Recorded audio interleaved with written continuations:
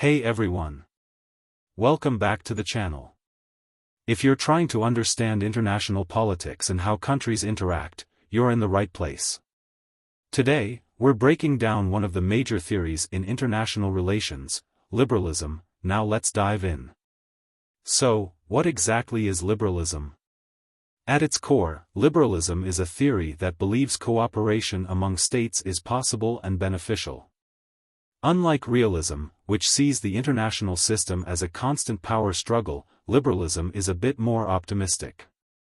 It's rooted in Enlightenment ideals, like individual liberty, rule of law, democracy, and free markets, and applies those principles to how states behave on the global stage.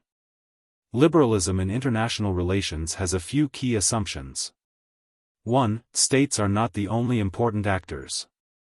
Yes, states matter, but so do international organizations, non-governmental organizations, multinational corporations, and even individuals. 2. Humans are inherently good and capable of cooperation. Unlike realism, which assumes conflict is natural, liberalism sees the potential for peace and progress. 3. Democratic peace theory. This is a big one. Democracies are less likely to go to war with each other. Why?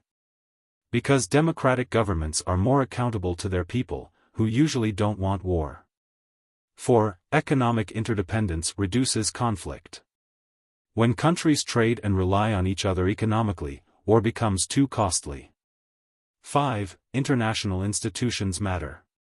Organizations like the United Nations, World Trade Organization, and European Union help states cooperate, set rules, and resolve disputes peacefully. Let's talk about some major thinkers behind liberalism in IR. Immanuel Kant, 18th century. He proposed that republican governments, international organizations, and economic interdependence could lead to lasting peace, a concept known as perpetual peace. Woodrow Wilson, after World War I, he pushed for the League of Nations and promoted the idea that spreading democracy and creating international institutions could prevent future wars. Modern liberal scholars include Robert Cohen and Joseph Nye, who introduced neoliberal institutionalism, the idea that institutions help states cooperate even in an anarchic international system. You might be wondering, how does this play out in real life? European Union. After centuries of war, European countries built strong economic and political ties. Liberalism would say this interdependence and shared governance help keep the peace. Paris Climate Agreement, an example of how global cooperation and international institutions can address shared challenges.